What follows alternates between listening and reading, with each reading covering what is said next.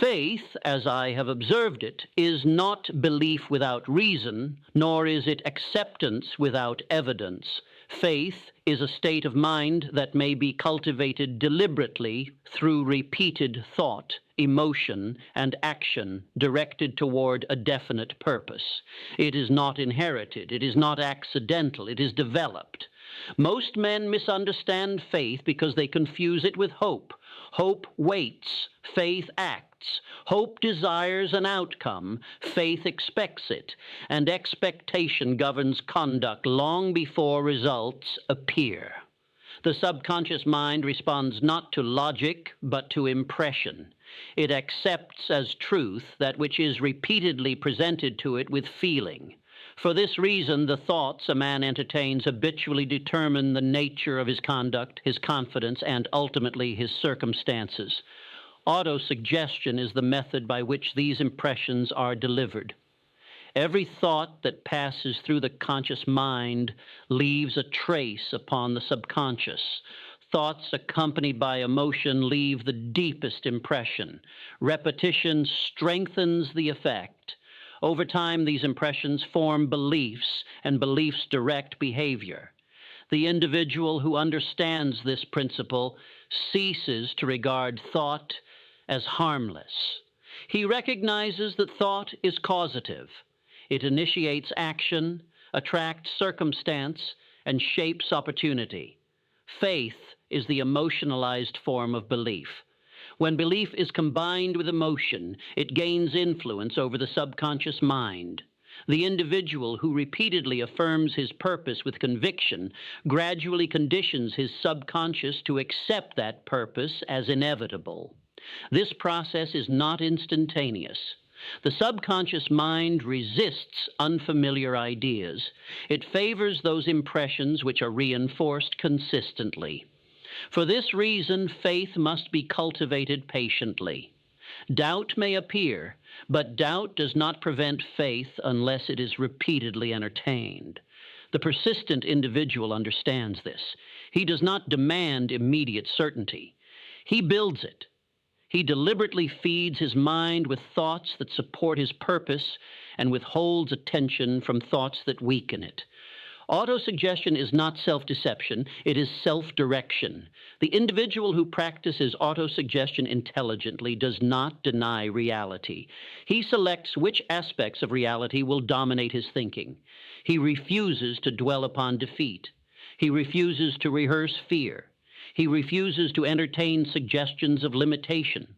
Instead, he repeatedly impresses upon his subconscious the image of his desired outcome, accompanied by the feeling of expectation. Over time, this image becomes familiar. Familiarity produces acceptance. Acceptance produces confidence. This confidence manifests outwardly as decisiveness, persistence, and calm under pressure. The individual does not strain to appear confident. He is confident because his subconscious has accepted success as normal rather than exceptional. It must be emphasized that the subconscious mind does not discriminate between constructive and destructive suggestions. It responds equally to both. Fear impressed repeatedly becomes belief. Confidence impressed repeatedly becomes belief. The mind simply accepts what it is given. For this reason, the individual who wishes to cultivate faith must guard his mental environment carefully. He must be selective regarding influences, conversations, and ideas. He must recognize that the subconscious is always listening. Faith strengthens persistence. Persistence reinforces faith. Together, they form a cycle that accelerates progress. As action produces small results, belief deepens. As belief deepens, action becomes more assured. In time, this cycle becomes self-sustaining. The individual no longer requires external encouragement. He generates momentum internally. His confidence does not depend upon circumstance. It depends upon conviction. This is the true function of faith. not as a substitute for effort, but as the force that sustains effort during periods when visible reward has not yet appeared. When faith is firmly established, the individual ceases to question whether success is possible. He concerns himself only with execution. Doubt loses its authority. Fear loses its urgency. The mind becomes aligned with purpose rather than distracted by uncertainty. Thus, autosuggestion becomes the means by which faith is developed, and faith becomes the means by which the subconscious mind is directed toward achievement.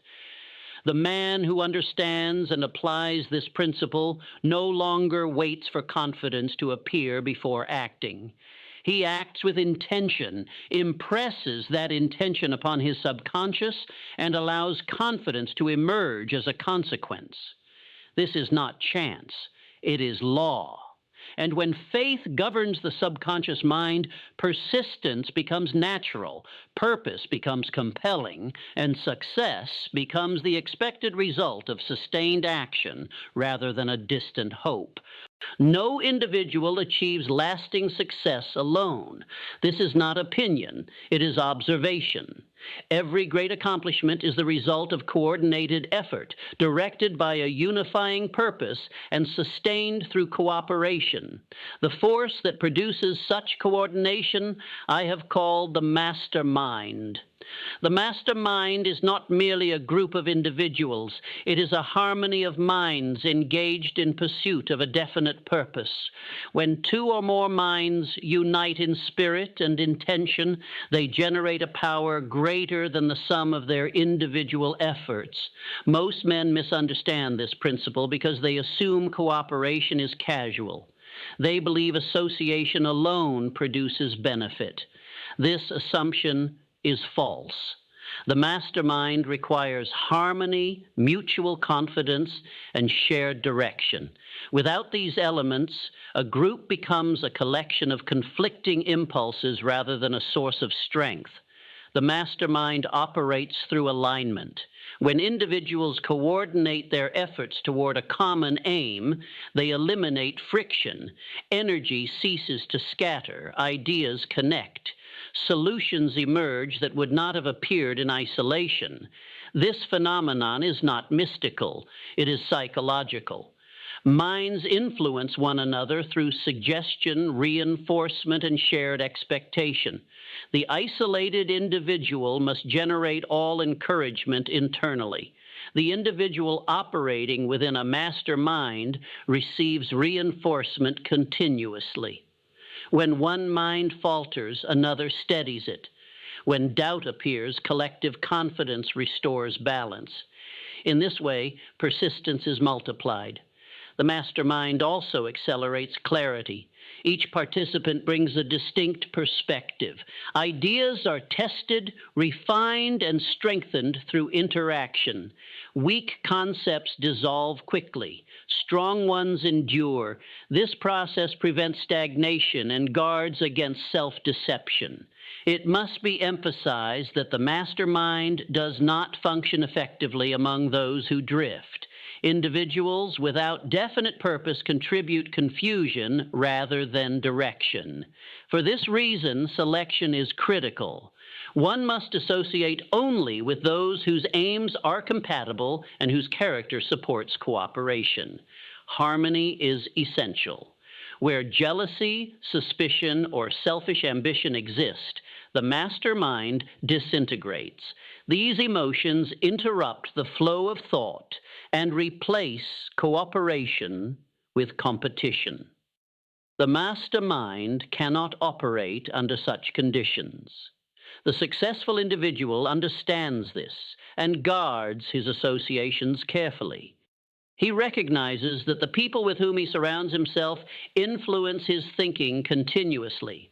Their attitudes, beliefs, and expectations become suggestions impressed upon his subconscious mind. This influence operates whether one is aware of it or not. For this reason, association is not a neutral act, it is a formative one. The master mind amplifies whatever qualities are present within it. When those qualities are disciplined, confident, and purpose-driven, the results are constructive. When they are unfocused or fearful, the results are destructive. The mastermind principle also explains why sustained success is rarely achieved in isolation. The individual mind, however capable, is subject to fatigue, bias, and limitation. The coordinated mind renews itself. It compensates for weakness. It expands capacity. This coordination does not require constant interaction. It requires understanding and alignment. Even when separated physically, individuals united in purpose influence one another through shared intent. Those who apply this principle intelligently do not seek agreement for its own sake. They seek harmony of direction. Differences of opinion are not obstacles when purpose is shared. They become assets. The mastermind does not replace individual responsibility. It enhances it. Each participant remains accountable for his contribution. Yet through cooperation, effort produces greater return. This principle operates in every organized endeavor: business, leadership, invention, and reform. Wherever coordinated effort exists, the mastermind is present. Wherever success endures, it is sustained by this invisible force. The individual who understands and applies the mastermind principle ceases to struggle alone. He aligns his effort with others who share his aim. He multiplies persistence, reinforces faith, and strengthens purpose. In doing so, he accelerates progress and reduces resistance. Success, therefore, is not merely the result of individual effort applied repeatedly. It is the product of coordinated effort applied intelligently. The mastermind transforms intention into momentum and momentum into achievement. Those who ignore this principle labor alone and advance slowly. Those who master it align with forces that do not exhaust themselves. This is the power of the mastermind. It is not found in numbers, but in unity, not in conversation, but in cooperation, and not in association alone, but in shared purpose maintained with discipline and faith.